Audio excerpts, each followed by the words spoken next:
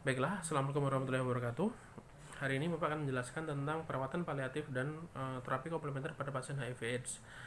Sebelum mulai, Bapak pesan untuk menyiapkan pena dan kertas karena setelah ini kalian harus mencatat materi-materi yang menurut kalian penting dan nanti akan diupload pada forum diskusi yang mana itu menjadi bukti bahwa kalian sudah mengikuti materi ini. Materi perawatan paliatif dan terapi komplementer ini seharusnya adalah materi terakhir kita, materi ke-14 kalau nggak salah. Nah, itu namun Bapak sebelumnya masih ada satu lagi. Itu materi penerapan penerapan hasil penelitian terkini pada pasien HIV/AIDS. Nanti akan Bapak buatkan videonya juga saja. Apa sih palliative care itu? Perawatan paliatif menurut WHO ya merupakan suatu pendekatan untuk meningkatkan kualitas hidup pasien dan keluarganya dalam menghadapi penyakit yang sudah terminal. Penyakit yang sudah mengancam nyawa dengan melalui apa? Dengan pencegahan, penilaian, pengobatan gejala dan masalah psikologis serta spiritual yang lain.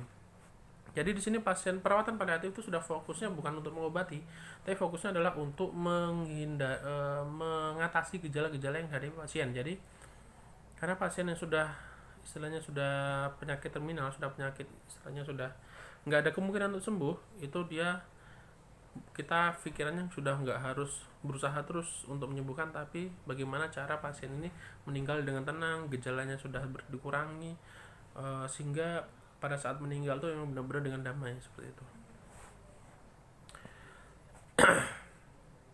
Jadi palliative care itu untuk meningkatkan kualitas hidup pasien dan keluarga, menganggap kematian adalah sesuatu yang normal. Jadi tidak harus ditunda dan tidak harus dipercepat. Kadang ada di rumah sakit itu kegiatan atau pengobatan yang sudah futile. Futile itu adalah sudah sia-sia. Jadi misalnya kayak gini, pasien di ICU biasanya. Kalau misalnya ventilatornya dilepas, pasien akan meninggal. Nah, berarti kan istilahnya kemungkinan untuk sembuh itu sudah nggak ada gitu kan. Kenapa kita harus menunda kematian kalau memang itu adalah sesuatu yang normal seperti itu? Jadi caranya gimana? Menghilangkan nyeri dan keluhan lain, kemudian menjaga keseimbangan psikologis dan spiritual, memberikan dukungan pada pasien agar tetap aktif hingga akhir hayat. Gimana aktifnya? Nanti akan kita bahas. Nah, ini adalah model palliative care. Ini penting bagi kalian. Jadi model palliative care untuk yang penyakitnya apa aja sih? Ini penyakitnya ada cancer, ada CHF, ada COPD, ada AIDS, ada demensia dan lain-lain. Nah, diagnosis pada saat pasien didiagnosis, dia kuratif atau porsi pengobatannya itu akan lebih tinggi dibanding paliatifnya.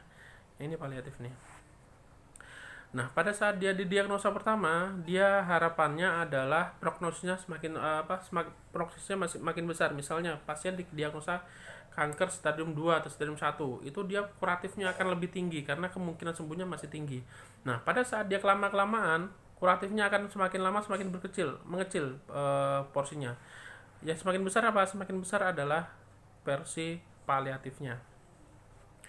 Jadi istilahnya tuh sudah harus mengurangi pengobatannya, tapi bagaimana cara mentreatment agar pasien ini bisa meninggal dengan damai.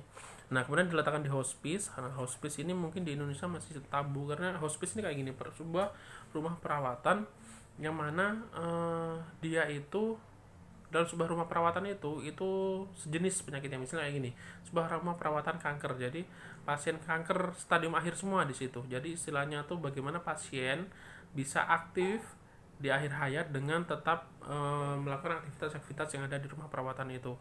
Untuk di Indonesia mungkin masih jarang, karena ya kalau di Indonesia ya udah, kalau masih mau meninggal pasti dengan keluarganya seperti itu.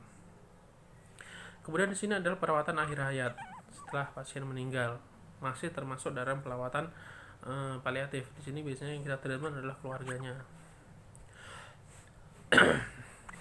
Ini sama, masih model paliatif juga. Nah, kemudian siapa sih yang menerima perawatan palliative care? Yang pertama adalah pasien yang mengalami kanker metastasis, nih, atau stadium 4 sudah ya pasti ya. Kemudian impaired organ failure. Impaired organ failure nih di liver dan di renal atau di ginjal. Kalau di ginjal itu namanya ESRD, end stage renal disease. atau penyakit ginjal step terakhir. Kemudian ada congestive heart failure atau gagal jantung kongestif, irreversible respiratory failure atau kegagalan pernafasan yang sudah tidak bisa diperbaiki lagi, atau biasanya tuh tahap akhir dari PPOK gitu. Kemudian ada Alzheimer, dan yang terakhir adalah AIDS. Nah, AIDS termasuk juga pasien paliatif.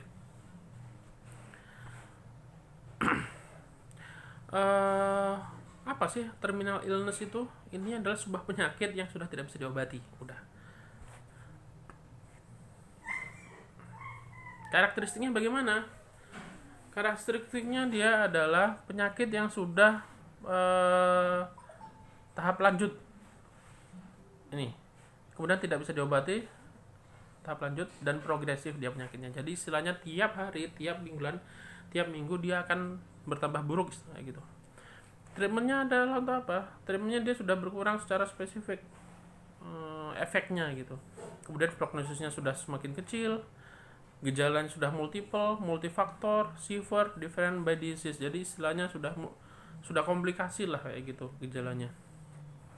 Terus dia sudah menimbulkan dampak pada emosional pada pasien dan keluarga serta tim. Tim ini adalah bagi perawatnya, bagi dokternya, bagi tim kesehatan lainnya gitu. Jadi istilahnya secara emosional sudah berdampak pada semuanya. Kemudian biasanya sudah ada dilema, kemudian ada krisis isnit. Kayak pokoknya sudah harus segera ditangani. Bukan harus segera ditangani sih, maksudnya apa ya? Pokoknya dia sudah menimbulkan keadaan yang sudah krisis lah, kayak gitulah. Kemudian ethical dilemmas itu kayak gini. Misalnya pasien yang sudah Bapak jelaskan tadi, pasien itu dia misalnya dia di ICU, dia itu sudah nggak ada harapan sembuh sebenarnya, tapi kita harus kalau misalnya kita cabut misalnya itu ventilatornya, itu pasien akan meninggal. Nah, dilemanya adalah apakah kita akan menghentikan ataukah kita akan tetap melanjutkan, atau tetap memberikan ventilator itu. Nah, jadi istilahnya itu terkadang pasien keluarga tetap pengen tetap dipasang ventilator, padahal kalau ventilator lepas dia akan meninggal gitu. Jadi istilahnya itu sering menimbulkan dilema gitulah ya. Nah, perawatan paliatif di Indonesia bagaimana sih? Ini sudah ada keputusan Menteri Kesehatan ya tentang perawatan paliatif. Nah, tujuannya sama, intinya adalah bagaimana di rumah sakit itu sudah mulai ditegakkan unit paliatif. Jadi istilahnya pasien-pasien yang sudah terminal itu dia akan yang mendapatkan perawatan paliatif. Kalau di rumah sakit di Palembang sudah ada kalau nggak salah. Nah, kemudian untuk yang di pasien paliatif pada ODA atau pasien dengan HIV/AIDS, intinya dia menggunakan pendekatan yang holistik. Jadi fisik, mental, spiritual, dan sosial semua harus dilakukan pendekatan. Tujuannya adalah untuk mengurangi gejala yang dialami pasien. Seperti yang sudah Bapak jelaskan sebelumnya tentang gejala tanda dan gejala di tahap stadium 4, pasien sudah mengalami namanya sindrom wasting HIV. Jadi dia sudah kurus, kering, gejala di mana-mana karena dari ujung kepala sampai ujung kaki ada gejala. Nah, bagaimana kita untuk mengatasi gejala itu? Pendekatannya multidisipliner. Jadi bukan hanya perawat, bukan hanya medis, bukan hanya, pokoknya seluruhnya lah, termasuk keluarga juga. Jadi bagaimana meningkatkan kualitas hidup pasien secara menyeluruh? Pasti yang pertama manfaatnya adalah untuk meningkatkan kualitas hidup pasien, pasti ya, karena memang harapannya dengan perawatan paliatif pasien-pasien itu yang awalnya itu kita paksa untuk sembuh, nah ini nggak kita paksa lagi untuk sembuh, tapi kita treatment bagaimana caranya pasien itu bisa menghadapi kematian dengan tenang. Kemudian kalau misalnya dengan dibawa pulang oleh keluarganya di rumah, kemudian bagaimana perawatan di rumah, istilahnya menghadapi kematian lah, seperti itulah ya. Pelaksananya pasti dokter, perawat, dan lain-lain ya, sama support system tuh kayak komunitasnya, seperti itulah ya. Kalau ini pelaksanaan nyeri itu memang paliatif itu yang sering ditreatment adalah nyerinya. Jadi istilahnya bagaimana nyeri pasien itu bisa diatasi. Istilahnya nyeri itu adalah perasaan subjektif. Jadi istilahnya bagaimana perasaan subjektif pasien ini bisa berkurang sebetulnya. Kalian baca sendiri nanti ya. Sekarang terapi komplementer. Terapi komplementer itu kalau dulu orang tuh menyebutnya sebagai terapi alternatif, tapi sekarang itu namanya NCCM ya. NCCM itu National Center of Complementary Alternative Medicine, itu ada di Amerika. Dia sudah menyebutkan bahwa secara definisi alternatif dan komplementer itu berbeda. Sebuah terapi akan menjadi alternatif bila dia hanya dilakukan tanpa pengobatan medis. Jadi dia hanya, misalnya dia akupuntur tanpa pengobatan medis, tanpa minum obat, tanpa ke dokter umum dan lain-lain, itu dinamakan sebagai alternatif. Cuman pada saat dia dilaksanakan secara untuk hanya pelengkap atau hanya untuk komplement, dia dinamakan dengan komplementer. Jadi dia berobat ke dokter iya, tapi dilengkapi juga dengan terapi komplementer. Nah, itu dapat disebut dengan komplementer. Nah, ini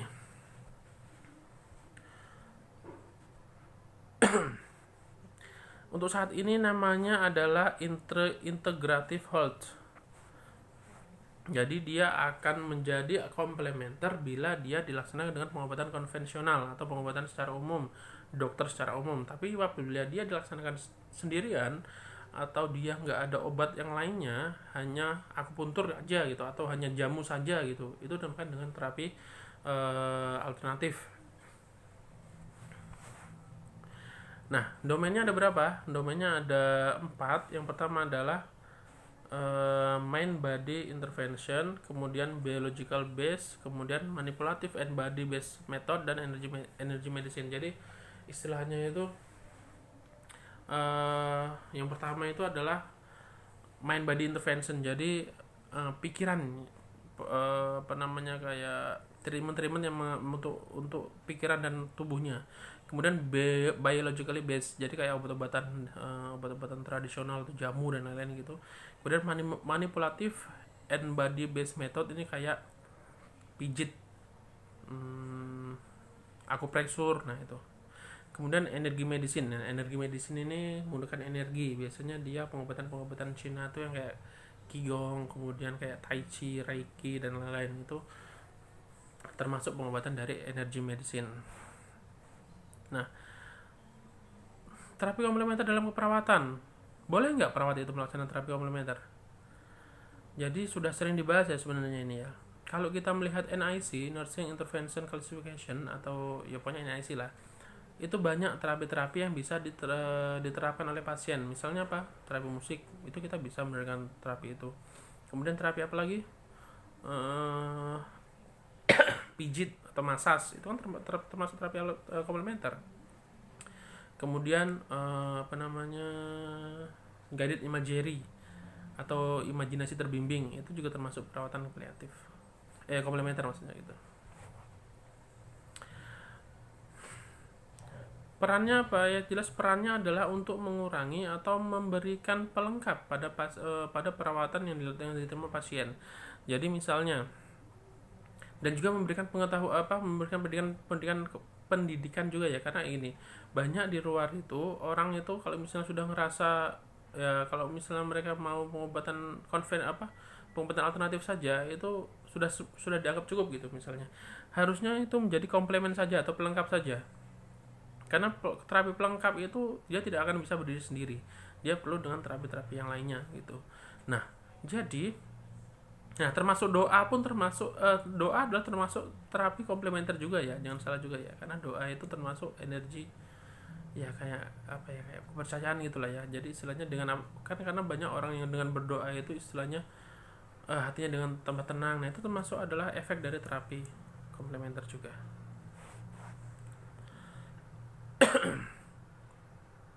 Nah, ini peran-perannya, jadi kayak berhubung pasien kepada sumber yang dapat dipercaya. Jadi perawat misalnya ini ada dianya mau akupuntur gitu ya, tapi di rumah sakit biasanya sudah ada sih unit akupuntur, karena dokter pun juga ada yang sudah dokter akupuntur gitu, atau mungkin apalah ya, massage lah mungkin, atau refleksi. Nah itu juga termasuk terapi komplementer. Dia mereka minta saran, ya kita berikan saran yang bagus, jangan kita memberikan saran-saran istilahnya yang tidak tepat sasaran itulah. Nanti dibaca sendiri. Nah, pada pasien ODA, apa sih mesti diberikan pada pasien ODA? Banyak ya. Jadi istilahnya pasien ODA itu adalah pasien yang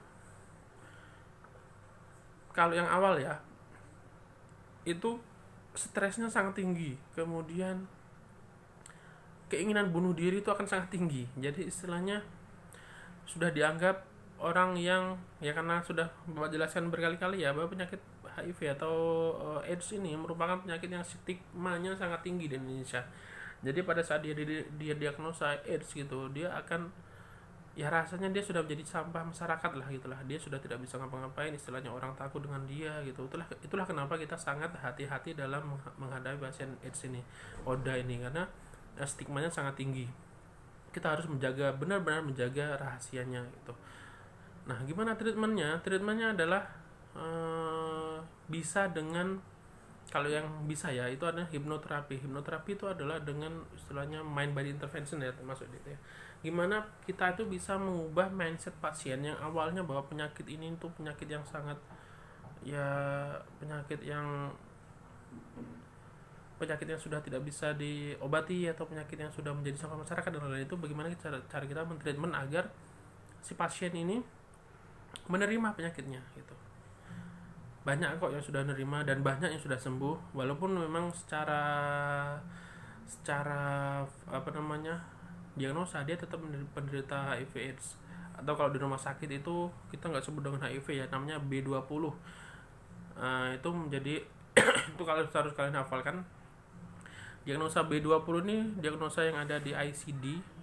ICD itu istilahnya itu kayak sekumpulan diagnosa lah gitulah. Jadi kodenya adalah B20. Jadi kalau kita misalnya ada di rumah sakit itu ada orang yang menyebutkan diagnosanya lebih 20, berarti dia HIV/AIDS. Kita jangan langsung ngomong wah HIV ya gitu, jangan. Jadi tetap kita harus menjaga privacy, tetap kita sampaikan telah itu adalah B20 gitu. Tantangan terapi komplementer memang karena saat ini masih banyak yang menolak terapi komplementer ini. Tapi menurut Bapak, selama dia tidak berikan efek negatif, why not gitu ya, kenapa tidak gitu. Jadi misalnya ada yang negatif itu apa sih, kayak terapi-terapi yang aneh-aneh gitulah pokoknya lah, suruh minum ini, suruh minum itu. Kalau misalnya dia ada dampak negatif untuk tubuh, jangan. Tapi selama dia memberikan efek sugesti, kayak gini, misalnya ada orang terapi jarak jauh via TV gitu ya, dia suruh menyiapkan minum, nanti didoakan dari TV gitu. Nah kemudian apakah itu nyampe? Jawabannya adalah tergantung dengan sugesti dari pasien itu sendiri. Karena efek sugesti itu bisa sangat besar sekali. Kayak gini misalnya, pasien di rumah sakit, Bu, ibu tidak akan sembuh lagi, kaget ibu bakalan mati. Nah sugesti itu aja itu sudah dampaknya sangat besar sekali pada pasien. Itu akan ketakutan, dia bentar lagi mati dan lain-lain. Nah tapi coba kalau kita ngomong, ibu tidak apa-apa, ibu tuh sehat insya Allah, banyak-banyak berdoa, kemudian tetap tenang, kemudian jangan terlalu banyak pikiran dan lain-lain, efeknya juga akan beda nanti. Nah pada saat orang itu misalnya nyiapin minum gitu ya, didoakan dari jauh, apakah itu ngefek? Secara sugesti itu ngefek, nyampe ke tubuh pasien gitu. Jadi secara sugesti, wah kalau aku minum ini insya Allah sembuh, sugestinya sudah bagus, sudah dapat, dan itu bisa jadi sembuh juga gitu. Walaupun itu memang secara istilahnya secara akal sehat mungkin nggak bisa gitu ya, tapi secara sugesti nggak masalah gitu. Jadi selama dia efek negatifnya nggak ada, why not, silakan gitu. Memang itu kan tetap tergantung sama kepercayaan masing-masing gitu. Selama dia tetap melaksanakan pengobatan konvensional juga. Jadi misalnya dia sudah tetap berobat ke dokter, dia minum obat juga, tapi dia juga menggunakan istilahnya terapi-terapi yang sifatnya sugesti seperti itu. Karena apa? Terapi yang sifatnya sugesti itu istilahnya saat ini itu yang paling besar dampaknya gitu. Termasuk juga pasien itu ya, pasien apa namanya, COVID sekarang ya. Bagaimana sugesti dia terhadap tubuh dia? Kalau misalnya dia ngomong, wah saya sehat, imun saya kuat, senang, itu akan bagus imunnya gitu. Tapi kalau dia pada saat dia diagnosa COVID, ngedown gitu, terus bingung mau ngapain, stres berat gitu, imunnya juga akan turun dan itu juga akan sangat berdampak pada tubuh kesehatannya. Tapi kalau kita sehat, maksudnya kita tenang, kita senang, istilahnya nggak stres, menganggap istilahnya itu tetap, ya tetap jaga kesehatan sih ya, rajin cuci tangan. Kalau misalnya kita sudah yakin kalau kita tuh sudah rajin cuci tangan, minum vitamin dan lain, insya Allah istilahnya itu tubuh kita tuh akan kuat dengan sendirinya, akan sistem imun tubuh kita tuh akan kuat sendirinya. Nah itulah juga efek istilahnya tuh kayak apa ya, prinsip yang diterapkan oleh terapi komplementer ini. Ya, ini silahkan nanti dibaca-baca sendiri, tujuan, pendekatan, dan lain. Jadi intinya perawatan paliatif sama perawatan komplementer pada pasien HIV itu sangat penting. Jadi kalau misalnya pasien sudah HIV ya, sudah stadium akhir, tetap kita harus diskusikan atau konsulkan ke bagian paliatif. Kalau misalnya di rumah ya udah kita terapkan. Kalau misalnya ada pasien di lingkungan kita gitu ya, bagaimana cara kita agar benar-benar pendidikan agar kita ya udahlah Bu, jangan dipaksakan, tapi sekarang tuh banyak-banyak menyenangkan pasien saja seperti itu. Dan kalau misalnya ada pasien yang atau di lingkungan kalian yang mungkin terlalu percaya dengan terapi-terapi yang sifatnya alternatif tanpa pengobatan konvensional, itu juga jangan. Jadi pengobatan alternatif itu tidak bisa berdiri sendiri, itu harus sebagai komplemen atau pelengkap saja. Mungkin hanya itu. Terima kasih atas perhatiannya. Semoga kita tetap sehat. Saya akhiri. Wassalamualaikum warahmatullahi wabarakatuh.